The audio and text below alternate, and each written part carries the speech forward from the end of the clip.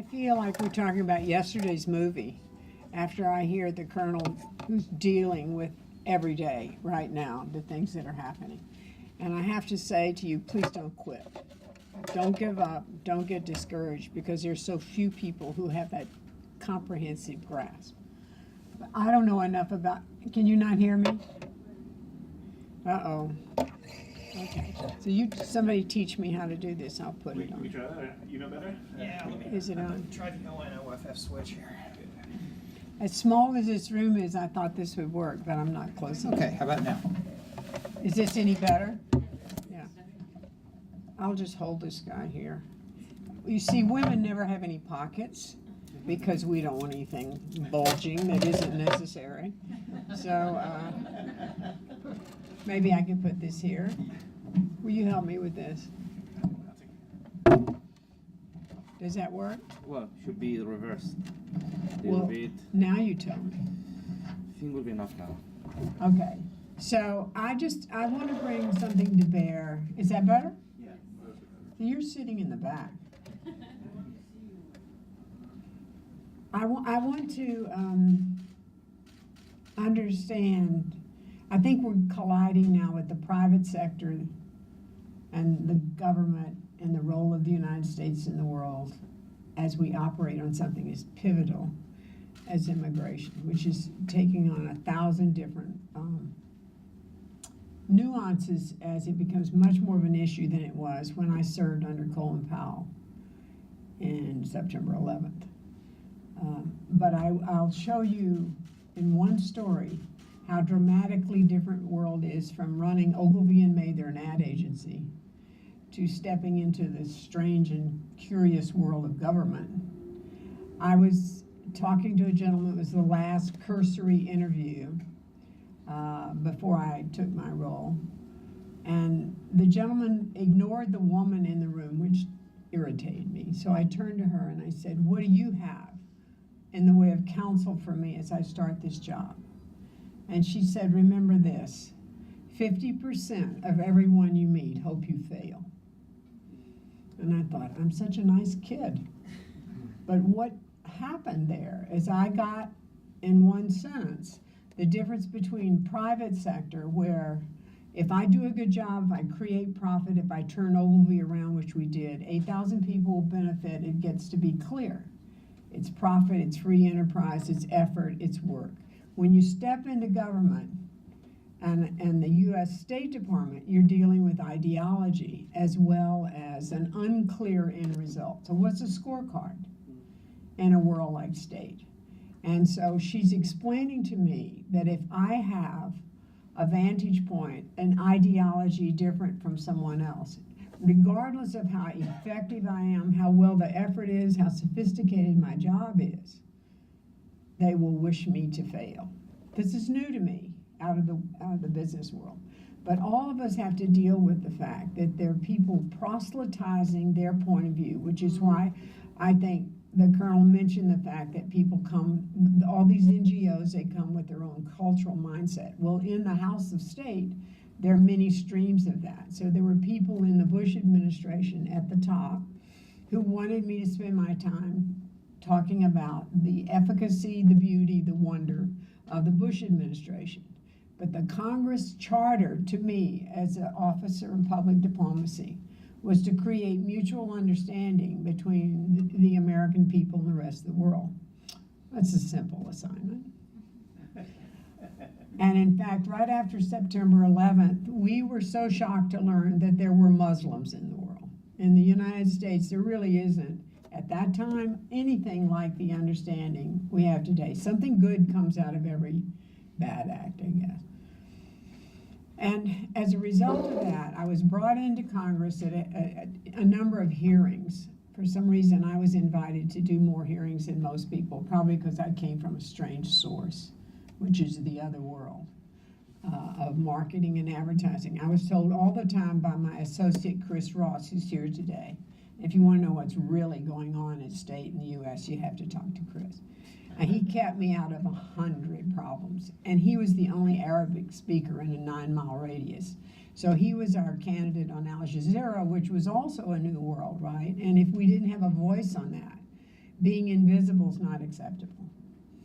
So ironically, the United States, who invented all the tech world that we now live in, we had, as a State Department, we had very small pieces of communication that were successful in a world that was already speaking to one another, totally independent of the governments.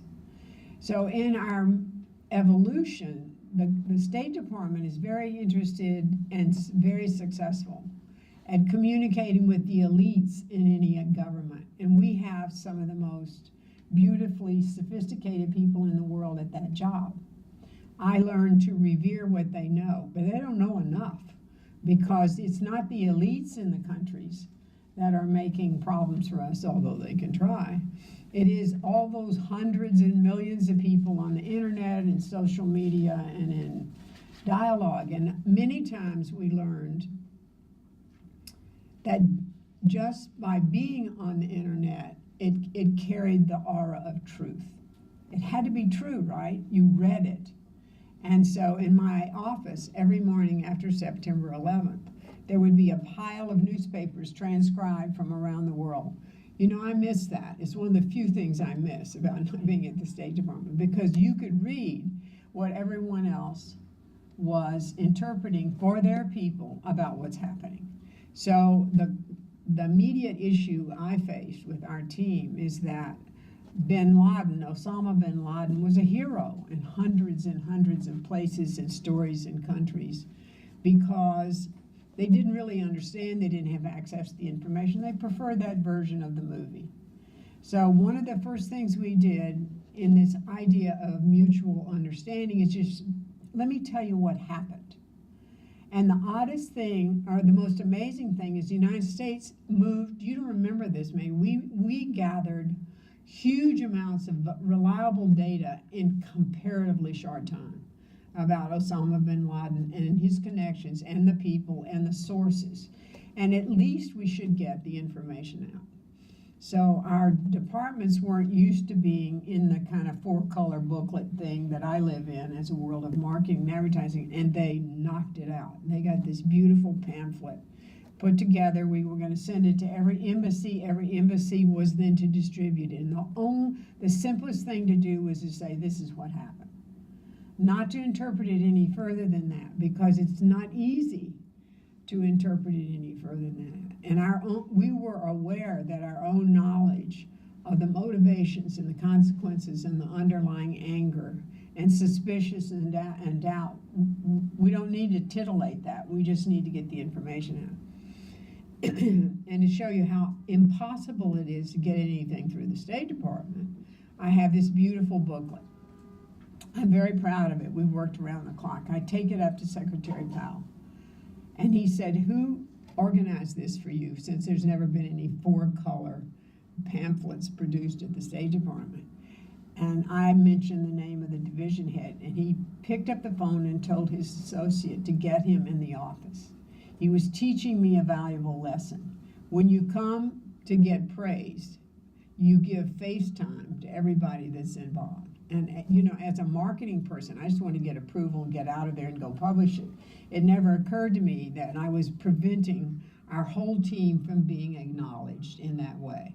And it was a priceless lesson, because over and over you can get lost, ignored, and not acknowledged. It's not much fun. And it happens differently in private business than it does in the public sector. So our booklet is ready. It's the first thing we've done. The president, all the way down, admire. It's complex. It details where everyone came from, what their history were, what their orientation is, direct quotes from each of these people who were, in our minds, the attackers. And it also did a huge story on how many other countries around the world were supporting the United States in its efforts to stand and retaliate, I suppose would be the word. At the last minute, I hear from Condoleezza Rice's office that the pamphlet can't go out. Now, in advertising, you do not stop the presses. And I said, I called Powell at home, something I don't do. Listen, I have to get this out. Well, I mean, we're already late. The word is not out. Let's go. And he talks to Condoleezza. In one country out of the however many we had, a lot, one country had been behaving badly lately. and we were not going to list them as advocates for us. And it was maddening to me.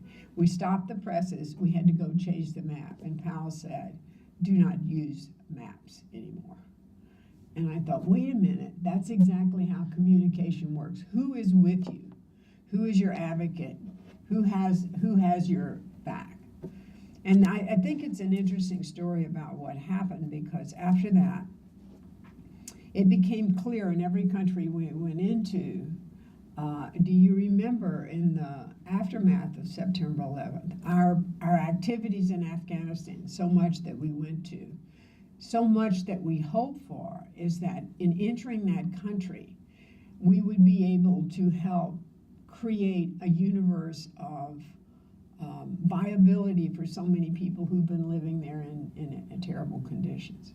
So part of my job and part of the advantage of the State Department was I could bring people over from the country. So we brought over all the women who were to open the schools, all these beautiful women who come into the State Department. And they're young, but they look old because they have had a hard life. And they're stunned to be able to even open a school, because none of the women had been going to schools for years, none of the young people. And as they sit, President Bush comes in to say hello, and he doesn't want to leave them because they're enchanting. And there's a beautiful woman there in the room, and she stands to say, and she's the only one who had the nerve to talk, and she said, President Bush, she said, it's lovely to meet you, but actually we'd hoped to meet your wife. If you remember, she was a school teacher. And he said, everybody says that to me.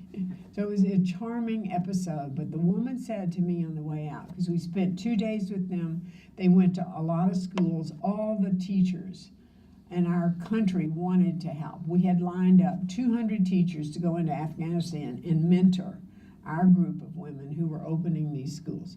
Imagine what a hopeful time this was. So when Colin Powell says, as one of his sayings that matters, if you take war into a country, you own it. Like you said, you break it, you fix it. But in fact, the story's been told so painfully to all of us now, and it's all about this consequence of immigrants. But at the time, the woman turned to me, and I felt optimistic. I was novice. But at the time, Afghanistan's beginning to open. We were in the Pentagon, and its extended groups were building schools. We had plans that looked good to me, and we had compensation and money and investments and so on. And the woman turned to me. She knew more than I did, and she said, Madam Secretary, please do not desert us. And we did. We did desert them, because everything fell apart in Afghanistan. The violence jumped up. It wasn't even possible for me to go there as Undersecretary of State, because you'd have to spend too much time and money securing my visit. And many other war factors came in and influenced that. So to say that you're in the business of creating mutual understanding is not exactly simple. One of the things I hope to bring to the State Department is an understanding of what modern communication is about, since my business was building brands around the world. And I can tell you, I know a lot about building and taking IBM around the world, which we did. And the way Brand America communicates is often through our brands. I mean, it's Blue Jeans and Marlboro and all those early brands that went in and defined what America's about without saying so. And some of that was positive. I don't know about Marlboro, but you still you have people coming to this country who have a love of the West, the mythical West that the Marlboro cigarette created for us. One of the things that happens that gives me hope sometime about this mutual understanding is, for years, probably because nobody's bothered to kill it, we have a huge amount of visitor programs set up that's been going on for years. So for years, key people from countries are invited to visit the United States, and then we have a group of people that we give money and direction to go visit other countries. It's like something out of the 40s. And you think, why do we need to do that when we're all so global and we travel a lot? But it has been amazingly rewarding. And every time I ask for all the post interviews of when people have been to this country, and they are sent into real world. They're not kept in little fancy tea rooms. And they move around, and sometimes they have requests and so on, and they visit. And every single time in the interviews, we say, what did you learn about the United States? Because sometimes it's not that clear who we are and who we think we are versus who we are. How do we communicate that when somebody comes here and visits us? And it was amazingly consistent. They found 3 things about the United States, and they said it in every single interview, no matter what country they were from. What do you think they said? Give me an idea. What would you imagine an outsider, even as much as we all know about each other now, what would they say they've discovered? Any idea? Opportunity. They didn't discuss that directly. What was it like for them in their visit? What did they discover? Hospitality. What? Hospitality. Rule of law. What? Rule of law. Law system. What's the word? Rule of law. Oh, rule of law. No, I think these are these things we know. I'll just tell you. They said we couldn't believe how friendly they were. There's no person in the country we saw who wasn't even arranged in our tour, who didn't say, hey, what are you doing? Greeting. So there's that accessibility. It's the same thing as hospitality. The other thing was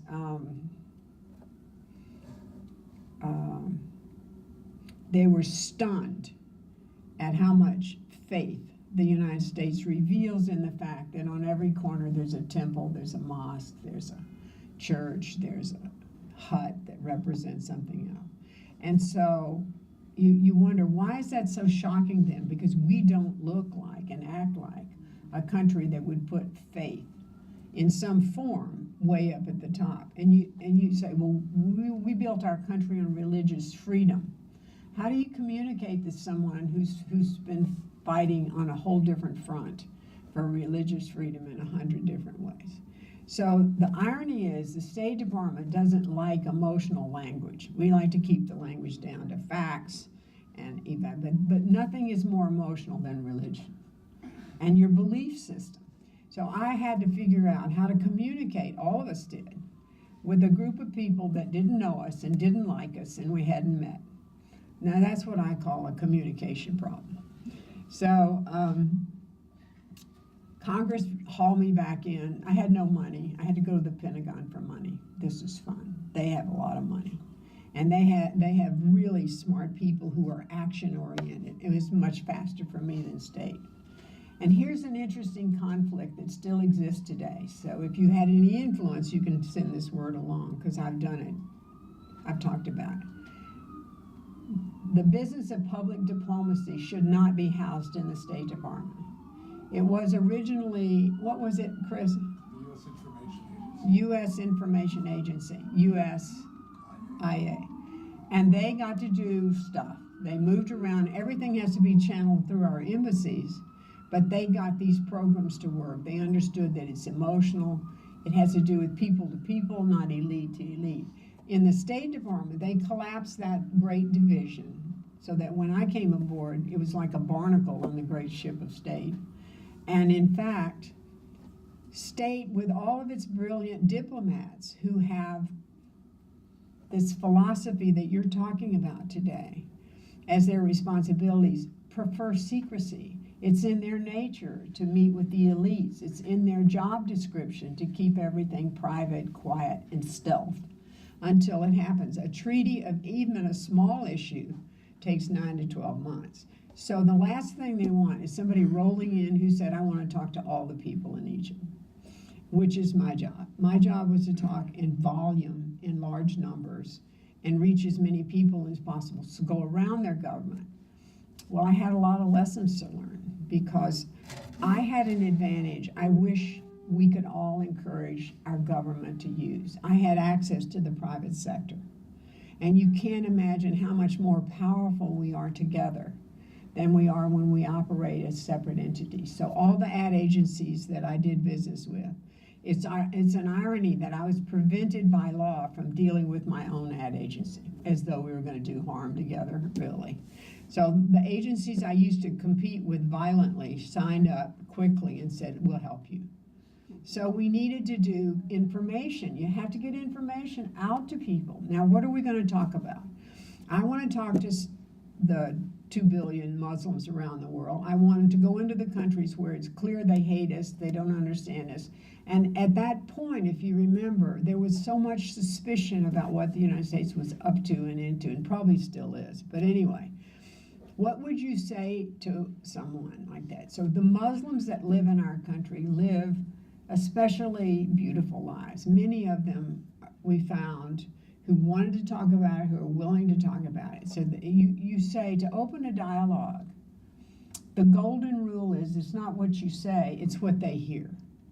Now this is very painful because you would rather shove what you want to say into their mouths. But you learn in advertising that nobody's going to eat your cookies if you take that point of view. It has to be something they can hear. So you drop to a form of humility. If you can think about what would they hear. Now, we hardly know these people, right? And we still have to imagine what they could hear. And it turns out that this wonderful company, one of the few that was operating around the world and in conjunction with the State Department, had done research on values. Well, values come close to taking an emotional context. And the only thing you can ever do business with in terms of what people will hear is their belief system. Well, this is pretty complicated. What do you believe in? And what we learned from this mysterious study that was like gold to me, because that's the way we would have done it in the marketing world, is that we may have nothing in common with some of these countries in the Middle East, except that the first 3 values they rank high in their country are exactly the same 3 values we hold. What do you think they are? What would you think? Family. What? Family. Faith. Faith is one, family's another. You're on it. And the last one? Hope. Security. Education. So now we're cooking. We've got 3 things in common, but we don't know it. So I'm thinking if we could talk about what people like you are thinking and doing in our country, you go past that negative dialogue of do you know me, do you like me? It's not ideal. The ideal dialogue is what are you thinking, how do you feel, can I meet you on common ground? That's why we call this shared values. So we produced 2-minute documentaries. I never called them anything else for fear someone would accuse me of advertising. And Chris used to say to me all the time, do not use the word marketing, because it has a pejorative aspect in the State Department. This is a country that calls all the stuff I do propaganda, which I think is much more pejorative. And I'm making everyone uncomfortable, not just me, but my whole group, because the Near East Bureau does not want me to go into Egypt and deliver these messages to all the people of Egypt, because the people who run Egypt think this is a bad idea. I'm talking around them and over them, and we're trying to say the American people have a message for the people of Egypt, for example. Well, unfortunately, Egypt was the leader in terms of television coverage and clearances. So we had to end up buying Arab TV because they wouldn't approve it. And you know what? The State Department Bureau didn't help me. If it hadn't been for Colin Powell and the other guy in town, they wouldn't have even run them because it made everyone miserable. And these were so innocent. There's a man who's a baker. He lives in San Bernardino. He's on camera saying, I love the way I get to live in my country, America. My whole family works in this bakery. And then my children do this, and we all of a sudden pick up a scene of them playing baseball with all the kids, not necessarily Muslim. And then another one is an emergency medical officer who talks about where he has to pray and when he has a chance to pray in the middle of doing something that is very true to his beliefs in the Quran. And he talks about how much he loves his fellow guys and the whole things are almost too good to be true. So we do like 4 of these, and they are true. And then the State Department now has lawyers going with me to every meeting because I'm forever breaking the law. And, but I don't care about these laws. This is ridiculous. So, and the good news is I can be blunt because I'm an outsider parachuted into the State Department, and they can't give me demerits. If Chris acts like a jerk, they can give him demerits. It affects his whole career. So that's why I think sometimes outsiders dropped into something as inclusive as the State Department needs to, is maybe there's merit in it, although it takes me a long time to catch up with the language, the vocabulary, the rules I can't break. Anyway, we're ready to go with our documentaries. They're going to go hit during Ramadan. We've got Arab TV. We've got research that validates that we're on target. We know something interesting. Out of the 4 or 5 documentaries we produced, each from different Muslim areas and arenas and experiences, because it's complex. It's not a body that's all the same. The lawyers call me and say that the Baptists and the Jews are suing me. I think, really? That's the first time they've gotten together. And I think this is dangerous. And the State Department lawyers are already used to this problem. They say, never mind, we're going to cover you. And I said, you're not covering me. You're covering this work. It's inexcusable. Why are they suing me? Because you're proselytizing another religion. And I said, I'm only on step 1, which is this is how Muslims live. Now I'm going to show you how the rest of us live, and maybe I can get over the idea of religious tolerance, which is actually a fundamental premise on how this country was raised, which nobody knows. Or if they know, they think they're sure it doesn't include them. So then they tell me that in every one of the on-camera conversations that each of these people had, and we had a group of Muslim experts in our country who would see each piece and vet it out because my knowledge wasn't good enough to catch a nuance and so on. But they would often say, praise Allah. So the lawyer said, you need to take that out. And I said, you don't understand. These are on-camera video pieces. To take it out, I have to redo everything. There goes Ramadan. There goes the schedule. I have to do it. I'm telling you, a bureaucracy. Anyway, we do finally get those out. And at the last minute, there was just a chance that we'd still get them killed. Chris saved them twice when I accidentally went away. And they go only in the full media program into Indonesia because it's a more open country in behalf of the United States. And that means we can do follow-up research. And what we found out is the first time they hear these things, they think, they're conning me. The second time they hear, they say, I wonder if it could be true if these people are real. And the third time they see it, which is really the way communication works, they said, please tell me more. Okay, that's a dialogue. That's the beginning of the dialogue. The embassies had all kinds of communication. They had pictures of the great mosque there's so many beautiful mosques in our country, it's unbelievable. And these things are all communication systems. Like one of the people on camera was Zerhouni, who was then the head of the National Institute of Health in our country. There's a clip of President Bush shaking his hand and awarding him that. That's a different kind of Muslim than the emergency medical man and so on. But it's in the nature of what we're all talking about when we say, how does the United States keep its support? How do they feel about immigrants? How will the next president change everything? It's in our interest to keep a body of knowledge and understanding independent and larger than the people who happen to be in government. And that's why I ask the Colonel about communication. I think if you want to have an understanding and a knowledge about immigrants, like we just heard today, I mean, for me, that was a step up in my understanding. Also my appreciation for what we could do. Maybe you can't just give up. You cannot give up. So on this situation, I had to step down a year earlier because I got sick, and they said that I would have these series of tests, and I thought, oh great, I'm trying to do this mutual understanding thing in the face of a lot of obstacles, and I see nothing ahead but tests. But also, I was appalled at the idea of going into Iraq.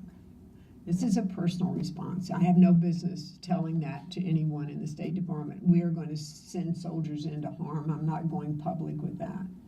But the other question that comes to mind is, how are you going to create mutual understanding when a lot of the world is in disagreement with that action? As opposed to Afghanistan, when they couldn't wait to have candle vigils for us and so on. So the actions of your country and its communication are far larger than anything we could ever mount. And the irony is that the people who followed me then removed every one of those pieces that we put together. But you know what's interesting is nothing ever dies at state. So Karen Hughes gets the job that I had. If you remember, she was President Bush's writer aide. I've forgotten her title was something fancy, like the presidential assistant or something. And she's smart as a whip. And she asked me to come in. Now we're 4 years out or something. And she said, I have just one question. How did you get so much done? I can't get anything done here in the State Department. So one of the things that we have to do is have a conversation above and over and around an elected official. And these conversations have to come from a neutral place, which is where everyone in this room, I think, stands, which is what can be done. Here's what it looks like. Here's what you said. In order to communicate well, it's not what you say, it's what they hear. And the beginning of hearing starts with, well, what can you hear? Where are you coming from? Which is actually pretty unselfish, as opposed to the usual chest thumping. This is me, and I'm in show for you. You remember when President Bush came to talk at the World Trade Center, or a little bit later, he said, why do they hate us? That's actually a good question. Now, most elected officials will stop asking that question way early. But it's still a good question. Why do you see me as hateable when I'm so lovable? Which is how he looked at it, I'm sure. But if you can get that kind of communication going. So finally, as we worked through, we started the documentaries, they made state very uncomfortable because it's so public. I'm taking this into millions of homes during Ramadan. And that was a test. It wasn't meant to be a full media program. Just as an aside, the only reason I had the money to do that is, what was that senator that called me and said, what would you do if I gave you $20 million? And because the state has I've used my money's been committed to 100 other things. Everybody yelled at me because I'm soliciting money from the Congress personally, and I said, I'll get back to you. So then Armitage, who's number 2 to Powell and bench presses 300 pounds, this is a terrifying fellow, said, what are you doing getting this money? You can't have it all. And I said, I want it all. And he said, we need it for embassies. And I said, well, how much do you need? And he said, well, I mean, the embassies needed re-protecting everywhere. We were very weak in that area. He said, of the 20 million, I'll give you 15. It was like a bartering deal. And I said, I want it all, but I got 15. Anyway, he said, now I want to see something done with that in 6 months. And I said, Armitage, sir, the Coca-Cola company couldn't mount a world campaign in 6 months, and neither can you and I. So we finally get that work done. And it was, when the senator called me back, I said, I want to show you this work, but you understand it's a test. If you really were doing it on a world basis, it would take $300 million, not 20. And so when I hear you this morning and I ask you about marketing in terms of getting the word out, describing it, just being neutral, just telling the facts, the stories as you do so beautifully, I'd like to have you on every street corner. Because if you have that, if you have some form of that, then that holds independent of all the stuff that's worth. I think when you hear the truth holds. And I give you my only current experience with participating in diplomacy. The group from Homeland Security called me and asked me if I would help them activate the advertising world on ISIS, because ISIS, this is a year and a half ago, ISIS was doing a really good job of soliciting participants, and often they weren't even physically with them. It was a good piece of communication to proselytize like that. And it wasn't as we weren't as vulnerable, though we certainly had some who left this country and went to join the ISIS camps. But it was become a real problem in England and other countries. And I said it's a slam dunk because ISIS is a legitimate villain. And there was a man there from the CIA who was their ally on this. He had pictures, he had verbatim, he had quotes, he has the stuff. You need to say, who is ISIS? So it's a dream project in terms of, and ISIS rarely bothered to communicate that they had anything good in mind. But they had plenty of beheadings and things like that. So if you heard that in a neutral way, just the facts, you would do more in disadvantaging ISIS than what it really took, which is lives and weapons and money and a lot of death and harm. So I said, it can be done. I can talk to the agencies. We can do this. We just need one thing. We need someone who's speaking. Who's the message from? The advertising agency is not the source of this message. It would have to be Homeland Security, but that's what you were supposed to do, right? So why wouldn't you sign these messages? So if you'll agree to sign them, I'll help you get them made. And they said, well, what if we can't do that? And I said, I'm not moving. And so I got a call back and they said, could we have another meeting? So we had another meeting. I repeated this. I explained it's not a whim, it's a necessary point. Who's the advocate? If the message comes from the American people in my earlier messages, you have to say so, which I did, instead of the US government, which is, what is that? It's just a group of people that I don't know, people to people. So they explained to me that the head of Homeland Security declined to be the advocate or the spokesperson for this, and it never went anywhere. So that's another aspect of communication, is who's bringing you the message? And is it someone that you could assume to be reasonably neutral? It's really different when I'm advertising for IBM or the Ford Motor Company. I can be an advocate. I'm looking for buyers, but you're looking for cars, so it's a good deal. But in this situation where we have emotional, complex, multifaceted situations at stake, what's happening in my mind, and I didn't even mean to talk about this, but I'm just listening, I'm inspired by the Colonel. What's happening now is we're letting the apprehension and the disadvantage of dealing with immigrants prevail. And what you hear when you hear you talk is that we are actually talking about real people. If we could show you who they are, they didn't get there because they were stupid or hopeless or got drunk. They got there out of these circumstances that are impossible for us to imagine replicating. And I would always put education for those kids ahead. By the time I left state, I'd finally figured out, my mic just died, didn't it? Maybe I wasn't meant to say this anyway. Did I? Oh, you didn't do anything wrong. Let's see if you just turned off. Probably someone from state called. It's not on yet. Well, let me just hold this up. This is not on either, though. I'll work it.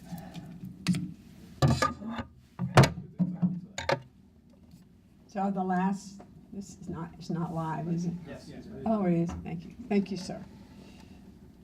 It's impressive when the king of the world still knows how to run the AV system. When I left state, I sent this through to every department, every embassy, everywhere. Here's our strategy for the next 20 years. It's a dream. Empower the women, educate the young. And you know what? It took me 2.5 years to even understand. And that is actually what we should be doing in the Middle East and everywhere. Empower the women, because women are change agents. Sorry, men. You get to participate, but it's actually the women. Educate the young. So in one last reference, I went to Sesame Street and I asked, they have a very successful program running in Egypt about teaching some of the stuff that's early Sesame Street, but they also had an amazing program they never used much, which was mathematics. The basics of algebra and that sort of thing, meant for 10, 11, 12 years old. And this is where these kids get stuck. They get stuck in no man's land, because if you don't have science, you don't have math, you're not going to enter the tech world very readily. And they were willing to try to put a program together to teach it, let's say in Cairo. And I said, I'll fund it, because we actually had the money for that, because the Pentagon was my friend. And it died when I left. So those were the things that I had been able to inspire the next generation of public diplomacy people, we would have taken forward. Chris personally shepherded an Arabic version magazine, which is just what kids are doing in our country and what it was meant for teenagers in their country. Because if you go to any newsstand in any Middle Eastern country, you will never see any real word about the United States. Now, I'm not trying to explain how wonderful we are. I'm just trying to say, look what we have in common. Look where the conversation can start. And I think that's all I need to say. Is there anything we could talk about further that you're interested in?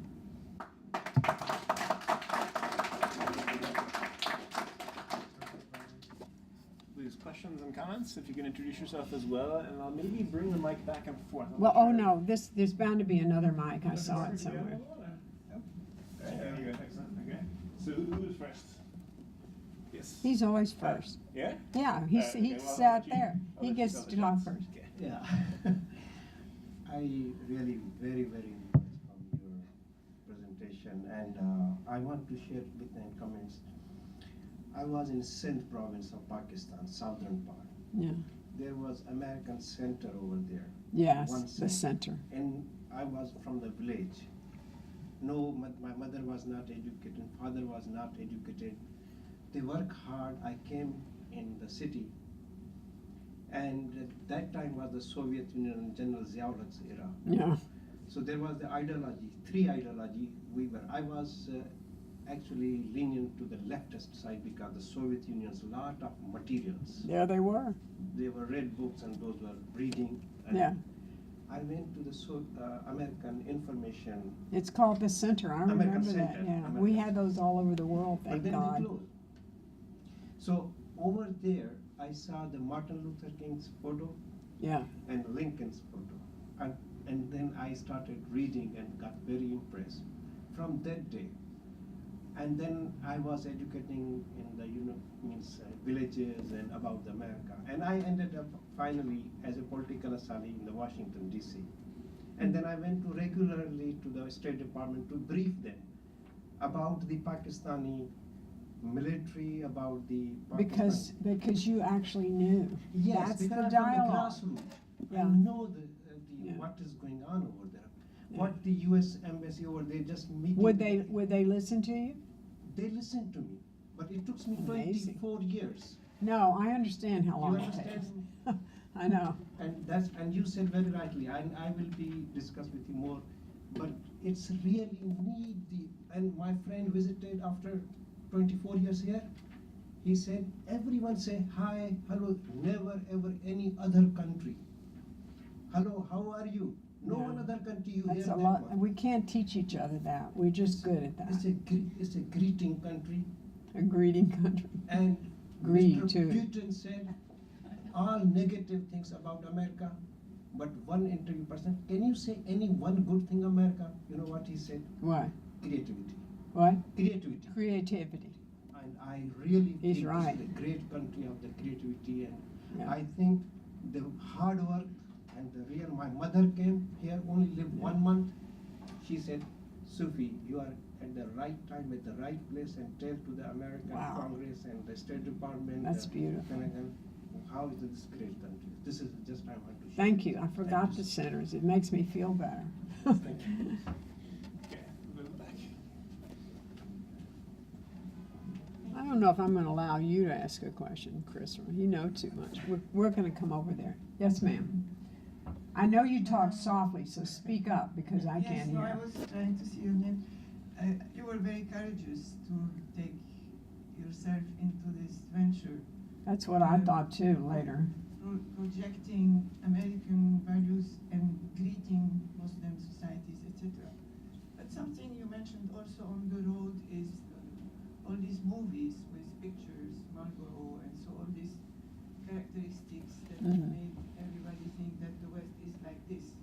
In those movies, unfortunately, it is very hard to see any character representing a Middle Eastern person. Wait, I'm or a lost you.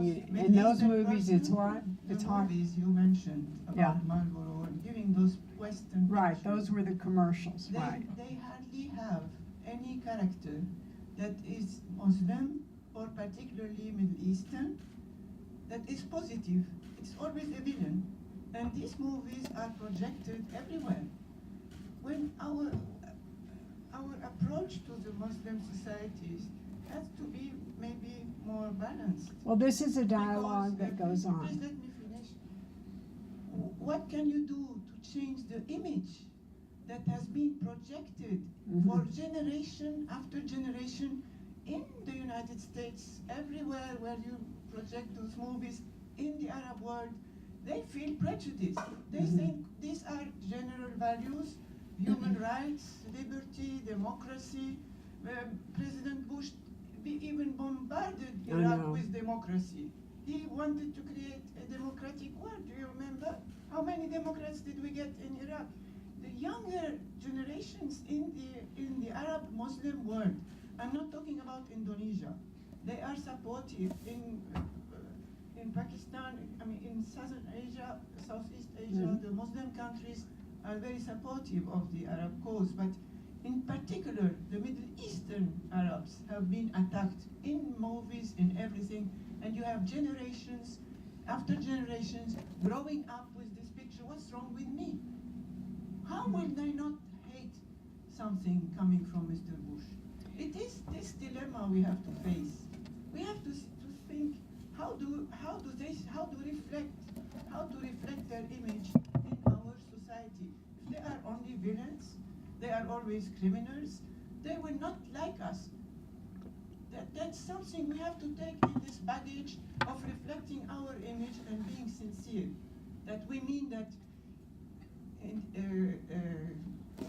human rights are for all, equally for all, not some for me and some for others. How many people die in Afghanistan or in other wars? How many candles or minutes of silence do we give for them? This is another issue. If we have values for human values, if they are equal in the West, like in the Arab world, we would not have so many conflicts. Thank you. The mafia and the Italians have the same complaint you do, which is there's nothing more glamorous than an Italian crook. And so you take Hollywood and you take people who like shortcuts and who like assumed drama, and there's a great injustice in that. And the blacks in our country were always left behind or left in a minor role, and everyone's fighting it. Everyone, this is a different time. I love the time we're in. What about women? Women were always servants. Today we're in danger of getting too much responsibility. And I looked everywhere in Hollywood for 4 or 5 films that would actually show Arab heroes. And there are 2 that are produced that were beautiful. So I went to the Hollywood Kingdom and I said, I would like to have those movies because I want to show them in every embassy around the world. One step, you start where you can start. And they wouldn't release it. You know why? Because nobody knew how to undo the copyright legal rules for doing that. And it was a downer for me. But they said, we'll help you any other way. And I said, well, what? Are you going to start making movies today that will represent a broader spectrum of people and nationalities and religions? And they said, that'll never be the beginning of our creative process. But we would like to be helpful. So that was a failed act. I'll give you another one that's frustrating. The Library of Congress, which is a beautiful building and a great institution, has the largest collection of Arabic works in the world. And all we have to do, I went to the man who runs the library and I said, let me have some of that stuff. And I said, let us reproduce that in any form that's appropriate and make it available to the Mideastern countries, because in those writings are the bravest, the most beautiful, the most elegant descriptions of how it is to be an Arab in this country, a different kind of Muslim over here, and they're in the library, and they're not read by any of the people in the countries anymore. Why should we house them? Well, we house them to save them, but another thing we could do in this modern age is get them back out there, so that you're influenced by your own ancestors' writing. So it's not for lack of effort, it's just the channels of distribution, and you know, today is much worse, because there's way too much communication going on, and it's impossible now to even decipher the truth. I find in our own country that I haven't seen anything that I said that I know is the truth, because I have so many messages coming at me. I get overloaded on that. All right, you get to ask a question. Actually, it wasn't going to be your question, it was going to be Well, let's have to a. reinforce two things that you taught all of us who worked for you. And these were the importance of empathy and respect. Now, these we were directing at the time at our external audiences of all kinds. The fact is, they now apply internally in this country as well. Yeah. Empathy means what? Empathy means listening. Not just talking, but listening. Conversation should be a two-way street. And all too often, when you see the U.S. government in a conversation, it's a one-way conversation. This is what I think, and this is what you should think. And there. When we worked for Charlotte, we were sent out into the Middle East on what we called listening tours, where our sole duty was to sit down with groups of people, usually from civil society, and listen. What are you thinking these days, et cetera, et cetera. So that was one very important thing that Charlotte taught us or reinforced for us. The other was respect, and what does that mean? It means don't talk down to people. Don't assume they know nothing, and that you're bringing them, you know, the gospel truth. In the Middle East, populations at all levels are very politicized. They can read the tea leaves very well. And so, you know, if what we were saying diverged too much from what we were doing, they caught it right away. They would judge by actions, not by words. And some of the frustration that Charlotte reflects is, of course, due to bureaucracy. I mean, one of the problems with the Shared Values Initiative was that the contracting procedures that the State Department imposed took so long that by the time they were ready, It was another the message- conversation. The issue had moved beyond that. The issue had moved beyond it. I It know. was now Afghanistan and later Iraq, not do we appreciate Muslims, etc. It's true. Timeliness is so important, and our government doesn't know timeliness. Thank you. If you could have more time with Chris, you'd be well advised to do so, because you can imagine how helpful he was. He speaks beautiful Arabic, and he'd go on Al Jazeera, and his whole manner is, let me have this discussion with you. It was so un-American, because, you know, at the time he was doing that, the press was sending around the world a picture of George Bush on a horse with his hat flying and his gun splitting. And it was just one of those iconic things that describes our country without our being able to hold on to it. It wasn't particularly fair, but it was the way it's doing. I don't know how they depict Trump now, but you can be sure there's some colorful cartoons going around the world, and they have more impact than anything. Let's not underestimate what we should be doing in response to that.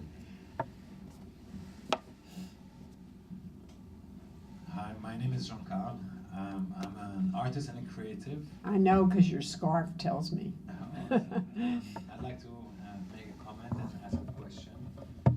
But like reading through your background and coming from advertising, which I have a creative agency, and that's where it led me to the current project I'm working on.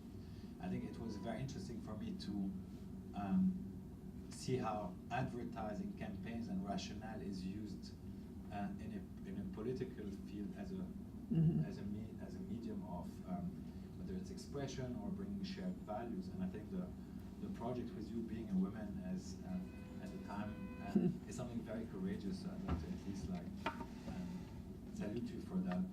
I think from why what you were saying was just important, and one of the reasons I'm actually here is so we're launching a global art project, and what we're doing is we found one shared value that we'd like to put together or put forward, and the shared value is the notion of dreaming, and it's a notion that regardless of where you're from, so I'm Lebanese, I relate to what you're saying. We're on the next 3 years, we're collecting 1 billion dreams into an art installation. You hear what he's saying about dreams? That's another way to go past logic, straight into the emotional wish list. It's beautiful. And a dream is something that's, from a storytelling perspective, is very precious. And people can rally behind a dream or an intention that's precious around them. And because people dream have no religion or no race or no color, it doesn't matter where you are geographically, that you can actually bring people together around shared values.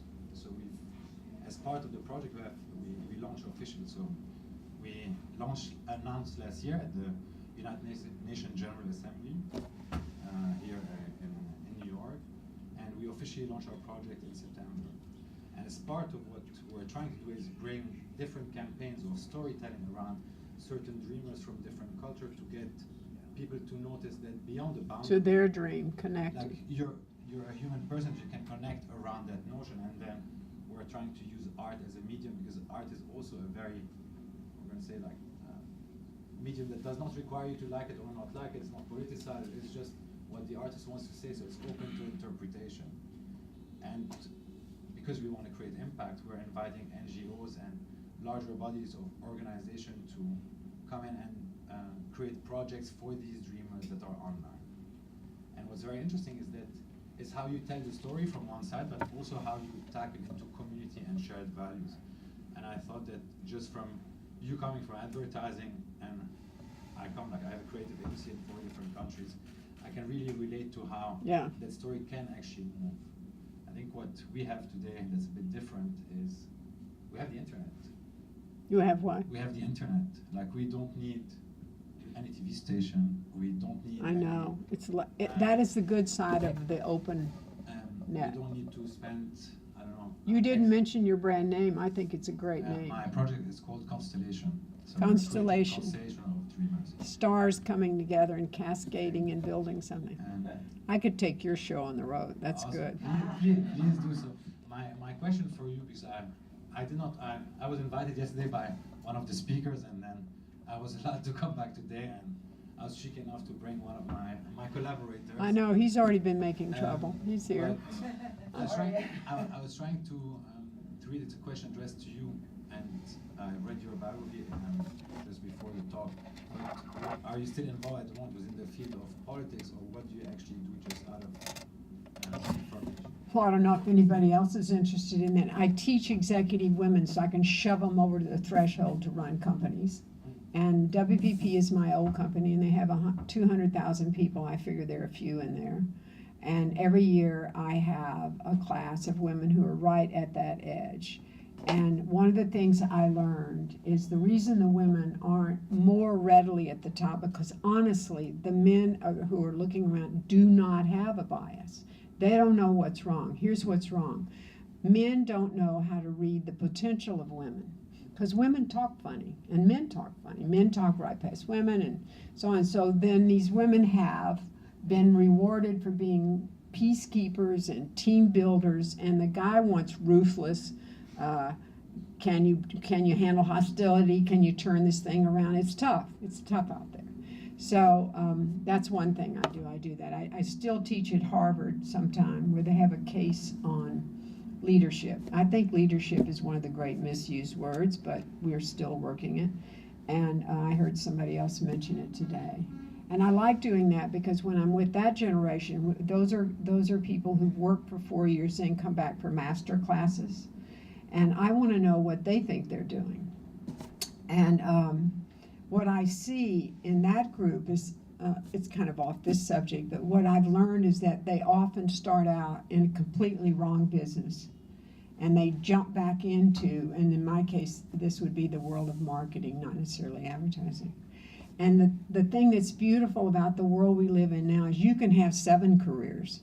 you've got time, you've got access, you've got experiences, and it's kind of mind-opening. So when I'm in those classes, I had a woman visit me who has a degree in biochemistry and advanced physics. And I said, and you're in trouble?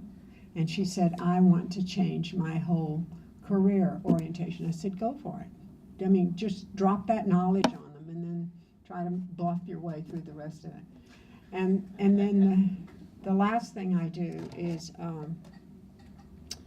I give talks and speeches and stuff like that. So I feel very lucky that I'm still able to teach, that I'm on the road doing teaching, because I think ultimately all of us, if we have anything, we've made any participation, this is a great teacher. He's still doing stuff. And I try to stay really available for people who are in that crux period where they could get moved into another level. Thank you for asking. Yeah. One of the things I learned a lot in this 30 minutes, and I feel like you're teaching me how to teach. Because, oh, thank you. One of the biggest issues I face sometimes is I get overexcited, or English is my third language, sometimes it takes a while to translate. Yeah, I'm sympathetic. The hard drive is a little bit over capacity at the moment. But learning, empowering other people to do something instead of bringing them the fish, teaching them how to fish, but also how to farm, or how to... I'm a photographer, so it's interesting to be on the other side. You also interrupt yourself regularly. I'm sorry, I got interrupted. No, go. I'm just teaching you. But teaching, yeah, and how to speak properly. And what we think is so genius is, I've been saying my whole life is not what they say, it's not what you say, it's how you say. But now I've learned today, is not what you say, is what they hear. Yeah. And painful, isn't it? And sometimes when you are in a suit and tie, they respect you. But when you're wearing a native Brazilian, well, it is a message. Get attention. It's a message. And it was not my intention to get the attention. By the way, I didn't even know where I was coming. He just told me, "Come with me. I will explain you later." And so, so those beautiful coincidences, serendipities, is fantastic. But teaching others how to teach, and I think this is one of my missions. Yeah. So I'm learning a lot today. So I'll be able to teach more. That's an unexpected bonus from something I thought had a totally different criteria. Thank you very much. Okay, the final question I guess will come here. We're starting to run a little side on time. I know, of course we are. Hi. Hi. My name is Farah Barakat. I came from... What's your name? Farah. That's so beautiful. Thank you. You have Farah Faust, and my mom named me after her. So I want to say I'm so proud that all of these gems came out of a courageous woman like you. But allow me to be a parachuter to the United States community. I understand all the efforts you've been putting to promote that the United States really appreciate the Muslim community. But now we need to, I think, more efforts should be made internally into the U.S. community itself, because we as youngsters, we have, as my colleague said, we have the internet. We know more. We know a lot more about the U.S. community and the U.S. people, a lot more than any scholars here knows about Middle East. So I think more efforts should be made internally. We know about how friendly the U.S. people are, but I think if I went to the street and I asked anyone, what do you know about Lebanon or the Muslim community, they will not be able to answer me. That's why you've mentioned education, you've mentioned faith, and you've mentioned family. And since this is the common ground that we have, it's like common between us, I think you should, as U.S. officials, you should put more efforts into the education system internally. I completely agree with you, and you said it eloquently too, and he was nodding in agreement. There is an insufferable arrogance about us Americans. I'm from Texas. Nobody likes us Texans anyway, but so I'm not quite as inclined. But I'll give you a weird story that I don't know if Chris remembers it. But one of the things we were told is Osama bin Laden. We have him on tape. It's never been released. In a room in that cave. I don't know where this tape came from. I'm sure it was never released because it was a top security location issue. And he is boasting about how successful the attack was, because now the incidence of books on Islam have risen 400%. Well, there were none, probably, to speak of. And he takes this as part of the positive side of the mission. It's maddening because he's right. And in fact, if you think about the number of people who were going around reading a book on Islam that years ago, or this thing, or your life, or this, we can be a very uncurious country. But you know, I think the world always learns through stories. There's nothing but a story in the long run. So every time you have a chance, you tell your story. And then maybe we'll get people curious enough so they'll be open-minded about the story. If I could have a class, you want to know who would be my favorite people in the class to teach? Politicians. I would like to get a room full of them and work on maybe shifting how they, I mean, even they are trapped in the spiral of earning the money, spending the money, representing that cause. Just like you mentioned, that's actually a form of accepted bribery, I guess. Okay. Just to follow up on that note, you were mentioning Osama bin Laden. Even the great Professor Joseph Nye would refer to bin Laden as actually a successful expert of soft power. Bin Laden didn't pay anyone to fly into the World Trade Center. He didn't force them to fly there. He attracted them to his interpretation of quote-unquote religion. And that was in many ways the soft power of actually bin Laden. So it may seem... That's shocking. Yeah. May I tell one more story? Please. You just made me think of that. Are you running late, or can I do one? Please, please. This was really a shock to me because I didn't know that you and I were working on soft power. I never had anything harder to do in my whole life, so I don't consider it soft. But when we announced Iraq, and it had this negative whirlpool around the world, which I think is understandable, and I certainly could not publicly say so. But I was disheartened. If your job is mutual understanding, you just cook that book. So Secretary Powell went to Davos, which is a meeting, if you know it, of all the great thinkers, they think, and the marketing, and but many foreign service experts and so on. And Powell gave a talk, and he's immensely popular everywhere in the world, and there is no applause, very smattering applause. He must have been shocked. And this foreign service man, foreign affairs expert, very respected, stood up and said, "Tell me, Secretary Powell, why is it that the United States always chooses to use hard power over soft power?" And he said, it was not soft power that saved Europe when we sent our girls, our men and women into these shores and changed and helped change the course of that war and helped save your countries. And all we ever asked for was the land to bury them on. And at that moment, he stepped out of his role as Secretary of State into the legitimate role he had as soldier, because he went there and he had the right to speak of that. And the room was converted in one moment from hostile to standing ovation. And the reason I love this story, because it has nothing to do with what we're doing, is because the right piece of communication from an authentic source has the power to change everything. And you need to keep working and refining on your ability to get those words. And then you don't speak from any place but your authentic self, which is what you're working on. And so I always love that, even though he was advocating for hard power, the reality of his life is that he was there. If you start talking about being a great military guy and you've never been in the service, like Cheney, that used to drive me berserk. But we are now talking about soft power. If you want to be good at soft power, and I do, and you do, you have to learn to be a persuasive communicator. You have to do this. This is your job. And I have a TED Talk, which might bore you to death, but it's called TED Talk Women, I think, for women. And in it, I'm trying in 15 minutes to tell each of us what it's like and what it requires to be persuasive. And if you're going to make people hear you, and you're going to be willing to listen to them, then you have to know how to use the words that come next. So that's your assignment. Let's meet next year. Thanks. Second round of applause for the individual.